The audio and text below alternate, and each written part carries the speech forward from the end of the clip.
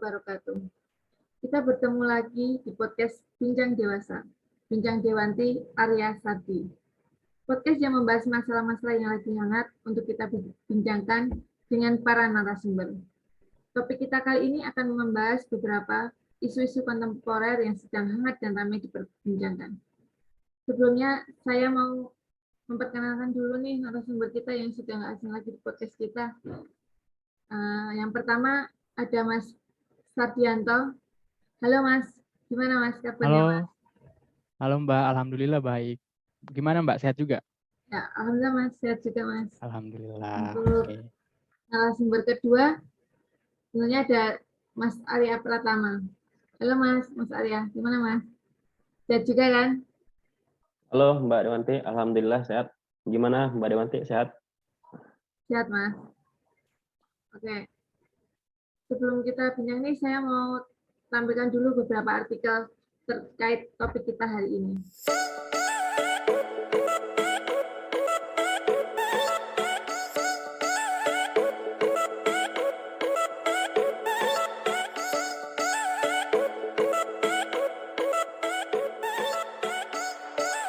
Sebelum membahas artikel tadi, kita harus tahu apa pengertian korupsi.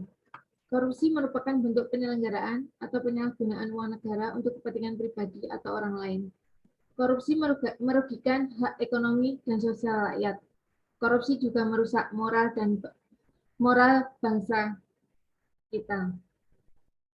Isu-isu yang sudah ditampilkan tadi, ada yang tentang OTT BPK, di mana artikel tadi menyebutkan bahwa ada 2 auditor BPK RI kena OTT, operasi tangkap tangan, dengan ditemukan barang bukti uang ratusan juta. Kok bisa ya? Nah, di sini saya mau tanya ke narasumber nih, ke Mas Hadi dulu nih Mas. Gimana Mas tanggapan tentang OTT auditor BPK? Iya Mbak. Jadi OTT tangkap tangan tersebut memang terjadi Mbak ya. Dan ini sangat memukul kita sebagai anggota dari BPK kan. Yang tertangkap tangan itu adalah anggota BPK sendiri yang tengah melaksanakan tugasnya untuk melakukan pemeriksaan. Memang dalam hal ini perlu adanya pengawasan sih sebenarnya. Nah, kita tidak tahu juga sih apa sebenarnya yang melatar belakangi kenapa bisa sampai terjadi hal seperti ini. Namun, kita bisa menelusur bahwa ada beberapa faktor yang bisa menyebabkan hal tersebut, diantaranya mungkin faktor dari instansi dan faktor dari lingkungan. Nah, lingkungan dan instansi ini sepertinya tidak bisa menjadikan untuk kasus ini sebagai faktornya, karena di BPK sendiri itu sudah ada aturan yang mengikat tentang kode perilaku dan kode etik. Ada juga undang-undang ASN dan banyak undang-undang lainnya yang mengatur tentang tindak pidana korupsi. Kemudian kalau kita lihat dari faktor ekonomi, kita di BPK ini sebenarnya sudah, kalau menurut saya sudah memperoleh penghasilan yang cukup sebenarnya untuk masalah ekonomi ini. Kemudian yang bisa saja menjadi faktor utama kenapa bisa terjadi peristiwa OTT ini adalah faktor individu, di mana individunya sendiri itu kurang puas dengan penghasilannya dan mungkin ingin memenuhi gaya hidupnya. Mungkin saja terlilit hutang atau dikejar-kejar sama pinjol, Mbak. Kayak gitu, Mbak. Jadi nanti ini dampaknya itu tidak bagus ke instansi kita ini sebagai BPK. Nanti akan menurunkan citra kita di mata publik, menurunkan kredibilitas kita, sehingga nantinya publik jadi kurang percaya. Pada akhirnya publik tidak akan menganggap instansi pemerintah itu rata-rata korup kan. Itu jadi PR kita sih. Semoga bisa jadi lebih baik. Seperti itu, Mbak. Oh ya, berarti untuk artikel tadi bukan isu ya, itu udah bukan isu lagi gitu ya Mas Abdi ya? Iya Mbak, udah terjadi, tapi bisa menggiring isu ke lebih buruk lagi, seperti itu Mbak. Baiklah, kalau menurut Mas Arya, gimana ya Mas langkah-langkah yang ditempuh untuk mengatasi masalah korupsi itu sendiri? Oke Mbak, terima kasih. Jadi kalau melihat artikel tadi, pada dasarnya kan ini salah satu bentuk korupsi yang kita kenal ya, yaitu penyuapan. Kemudian sangat tidak boleh dilakukan dan sangat bertentangan dengan nilai-nilai yang kita pelajari selama ini, karena nanti akan bertentangan dengan kewenangan yang menyangkut kepentingan umum, itu memaksa kita. Kemudian dari kasus OTT tadi, kita bisa ambil langkah-langkah untuk mengatasi masalah tersebut. Yang pertama mungkin kita melaporkan setiap pemberian yang diterima. Nah, ini pelaporannya bisa mungkin ke pimpinan tempat kita bekerja ataupun ke lembaga yang berwenang, mungkin dalam hal ini KPK. Kemudian yang kedua, memberikan sanksi yang tegas. Sanksi yang tegas tentu nanti bisa memberikan rasa takut bagi para pelaku dan bisa menekan motivasi pada saat ingin melakukan pekerjaan-pekerjaannya. Kemudian yang ketiga, lebih mensosialisasikan lagi tentang cara pelaporan kasus-kasus korupsi. Biasanya kan kita kadang terlibat dalam satu kondisi di mana kita melihat satu bentuk kasus korupsi, sebutlah seperti kasus tadi, yaitu penyuapan atau gratifikasi mungkin. Nah, saat kita berada dalam kondisi itu, kadang kita bingung, kita mau melapor ke siapa nih? Terus tata caranya kayak gimana nih? Karena kasus seperti ini biasanya lebih pada oknum-oknum yang sudah bekerja beberapa tahun atau cukup lama dalam satu instansi, sehingga mereka tahu bagaimana cara harus untuk menutupi kejahatan mereka. Nah, ini yang kurang disosialisasikan. Jadi ada baiknya lebih gencar dalam melakukan sosialisasi di para pegawai yang bekerja. Nah, itu bisa mungkin menyediakan platform-platform yang memudahkan untuk pelaporan. Kemudian yang terakhir mungkin pembinaan mental yang dilakukan secara terus-menerus, ongoing. Jadi bukan hanya selama prajabatan, tetapi pasca jabatan setelah menjadi ASN, itu tetap dilakukan. Misalkan dalam sebulan sekali. Nah, itu pembinaan mental terus dilakukan sehingga seperti yang disampaikan Mas Sardi tadi, itu kan lebih ke faktor individu.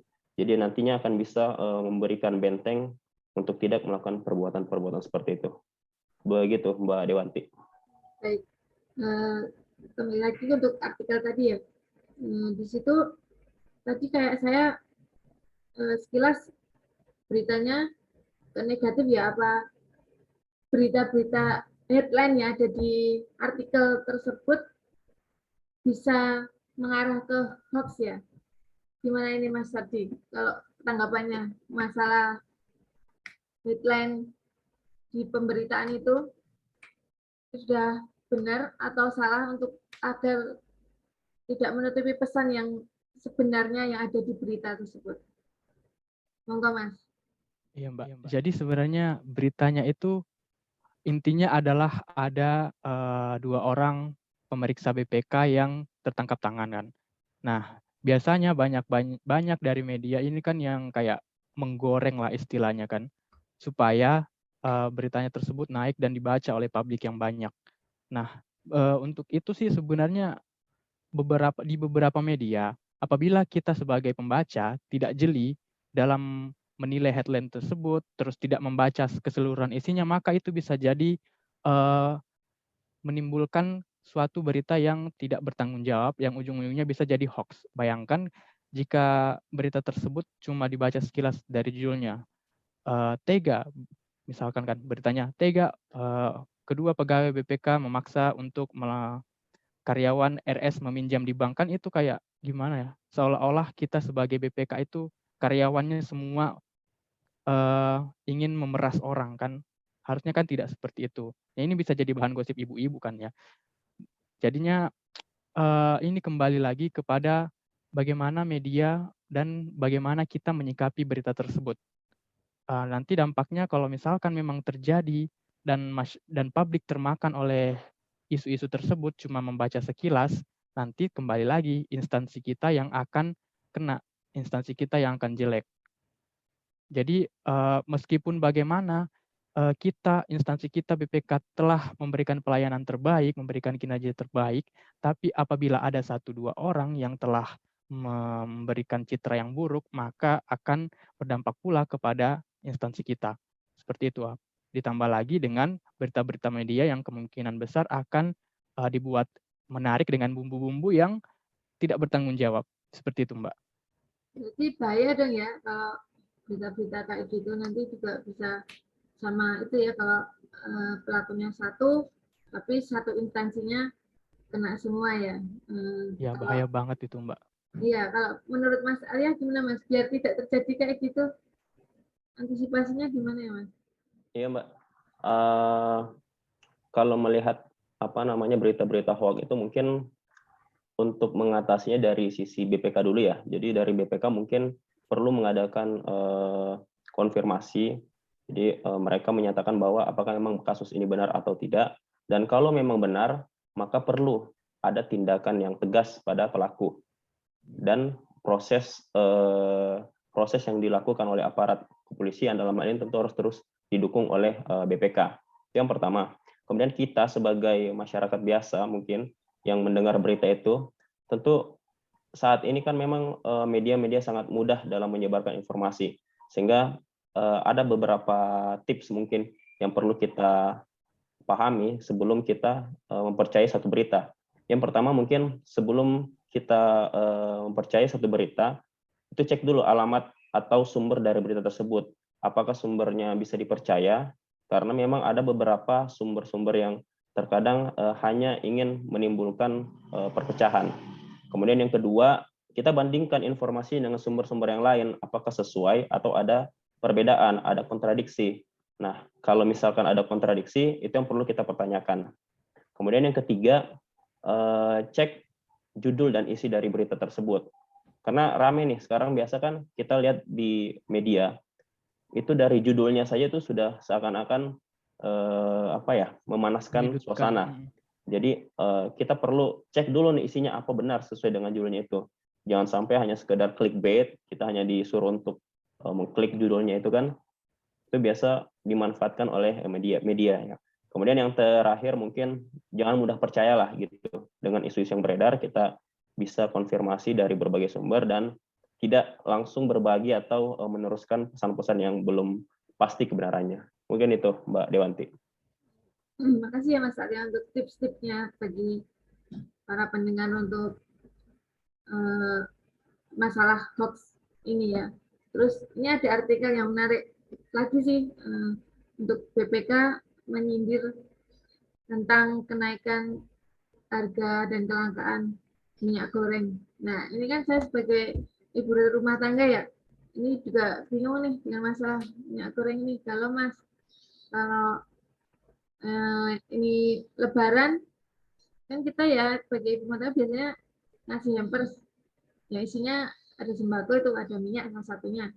Nah, kalau harganya naik gini, gimana Mas? Kalau harganya tinggi, stoknya banyak sih. Kemarin juga stoknya dikit, tapi harganya lumayan miring. Nah, ini gimana Mas Sakti? Coba Mas bantu ibu-ibu ini Mas. Waduh, Mbak. Ya betul sih, Mbak. Saya juga salah satu terkena dampaknya. Sebagai penikmat gorengan, gorengannya jadi mahal, Mbak. Jadi minyak goreng ini betul-betul bermasalah karena kelangkaannya. Sudah kelangkaannya, terus harganya pun tinggi. Nah, seperti yang artikel tersebut tadi, salah satu anggota 3 Badan Pemeriksa Keuangan itu, Bapak Ashanul Kossasi itu sudah mengetweet. Jadi karena keresahan beliau nge-tweet di Twitter yang intinya bahwa penyebabnya itu produsennya yang tidak bisa memproduksi.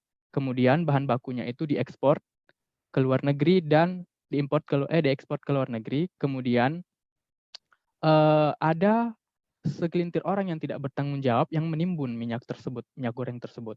Nah, jadi kalau kita simpulkan, kenapa bisa terjadi kelangkaan tersebut?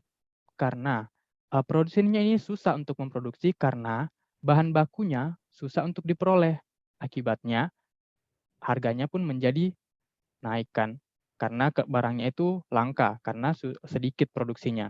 Nah, karena kelangkaan ini terus harganya naik, ada segelintir orang yang tidak bertanggung jawab, ingin memperoleh keuntungan sendiri sehingga bisa menimbulkan panic buying lah istilahnya di masyarakat.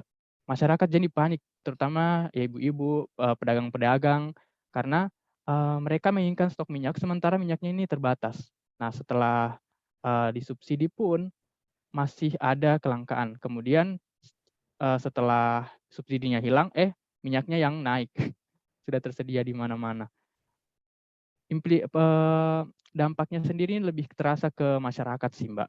Kayak kita-kita ini, keluarga-keluarga, ibu rumah tangga, terutama yang pedagang-pedagang UMKM, gitu sih, Mbak. Kalau kita kan produksi kelapa sawitnya kan terbesar ya Mas ya. Itu untuk mengantisipasi agar tidak terjadi itu gimana Mas Arya? Kan tadi udah sama tanggapannya lah tadi yang dari Mas Adi, Mas Arya gimana Mas? Ini kayaknya penuh solusi nih. Ya Mbak, ya tadi kan seperti yang Mbak Dewanti bilang ya, kita kan dikenal sebagai salah satu penghasil minyak sawit mentah terbesar ya, salah satu. Nah itu sangat miris dengan berita-berita seperti itu, dengan apa yang disampaikan tadi sama Mas Sardi, sangat langka ya, barang yang istilahnya produksinya sangat besar di negara kita, justru kita sebagai rakyat yang ada dalamnya sangat sulit untuk menemukan itu. Jadi kalau menurut saya sih di sini ada beberapa hal yang bisa mungkin kita koreksi atau kita benahi dari sisi pemerintah terutama. Yang pertama mungkin perlu ada peta kebijakan pangan secara akurat. Jadi kita itu tahu sistem logistik nasional itu apakah sudah terintegrasi dengan baik dengan berbagai pihak seperti di pusat maupun di daerah.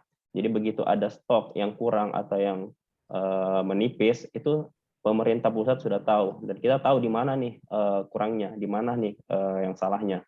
Nah, kemudian yang kedua itu harus ada tindakan tegas dong dari Kemendak di sini selaku perwakilan pemerintah. Mereka perlu melakukan operasi pasar. Jadi seolah-olah mereka melakukan sidak-sidak di tempat-tempat yang memang dicurigai terjadi penimbunan dari minyak goreng. Kemarin kan kita sempat lihat berita bahwa ada beberapa pabrik tempat yang menyimpan ratusan ribu minyak liter. Dan ini sangat miris di tengah kelangkaan yang menyulitkan masyarakat tingkat rendah, tingkat menengah ke bawah ya. Nah ini yang perlu dilakukan. Saya kira seperti itu Mbak. Baiklah, semoga info-info dari narasumber kita bisa mensolusikan bisa menjawab artikel-artikel yang kita bahas tadi ya. Dan untuk ibu-ibu rumah tangga ataupun UMKM serta pecinta gorengan, jangan galau lagi. Nanti kita berdoa aja dia bisa normal kembali ya. Terima kasih kepada narasumber kita, Mas Arya dan Mas Adi, atas waktu yang telah diberikan.